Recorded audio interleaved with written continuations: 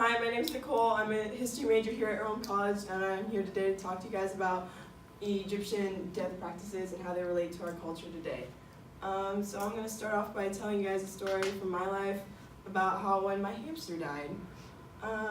So when Betty passed away, I decorated this nice box for her, and I printed out a picture to mark her grave spot. Okay. So, in ancient Egyptian culture, their religion is very important to them. And their god of death is Osiris, who is married to Isis.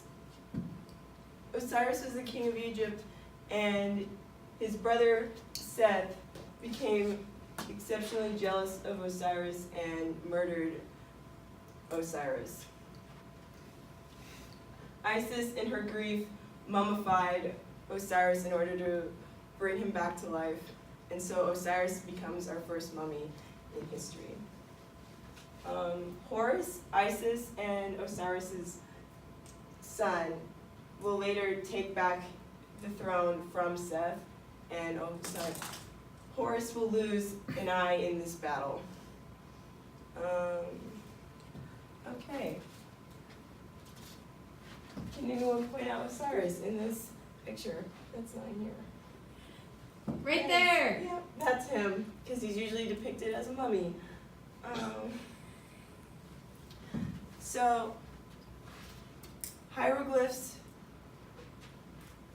were believed to be created by the gods in order to glorify the gods, and were usually put on religious documents and tombs. Alright, so the Rosetta Stone was found in 1799 during Napoleon's reign. This was an important discovery because it allowed us to basically translate Egyptian hieroglyphs into ancient Greek, which we could then translate into English and French and all other languages. Well, not all other, but most. Does anyone want to come up and try to write their name in hieroglyphs? Yes, Keith. Let's look at this.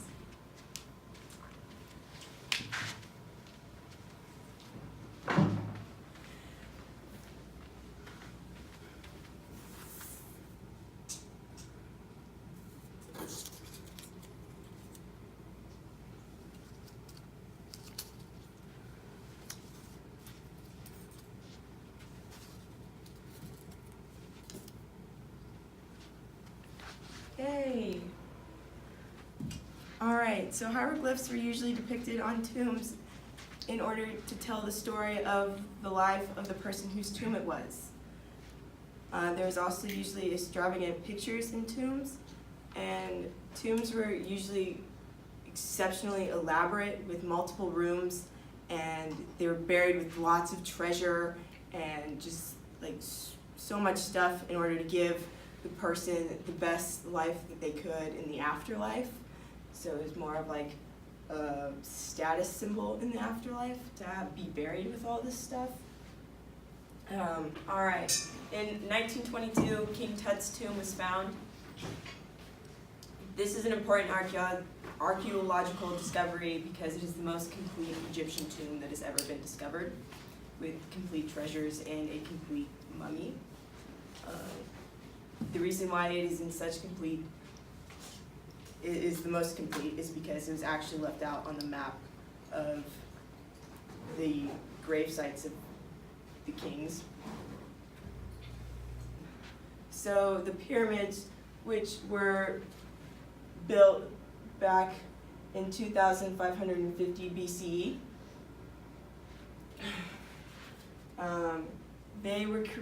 there are many theories as to why they were created. However, the most popular among historians is that they were actually giant tombs.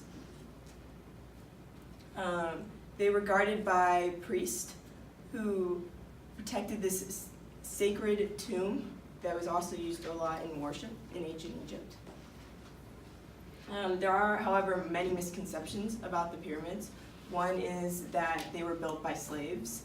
However, this is not true because they were built by skilled workers who lived together in a community in order to build these massive monuments.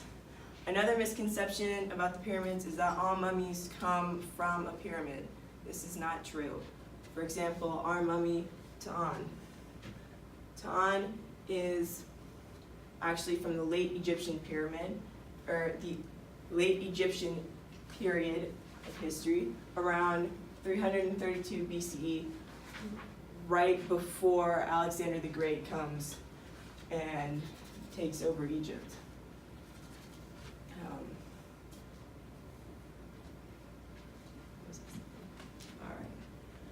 All right. Can anyone find anything on Ta'an's sarcophagus of interest? Oh my gosh, the Eyes of Horus. Wow, isn't that cool? The Eyes of Horus, as I mentioned earlier, which was because Horus lost an eye fighting Seth for his rightful throne. This was a sign of good fortune in the afterlife. And it's very common to find on sarcophaguses. Mummification was mostly done by the wealthy because it was a very expensive process, and so those that could not afford mummification ended up being buried in the desert, and actually the desert preserved them pretty well, considering. So how this all relates back to my hamster Betty. The hieroglyphs, I decorated the box. And I had that little picture of her that marked her gravestone in order to maybe help show who she was in her life. And overall, and yeah. Okay, so I also have coupons for our breakout room. That's so fresh. That will be happening here at Joseph Moore. Also, I have little cutouts that you can take selfies with and pretend that you're a mummy. Also, if you want to stop by and write your name in hieroglyphs, feel free. And if you guys have any other questions, feel free to ask them.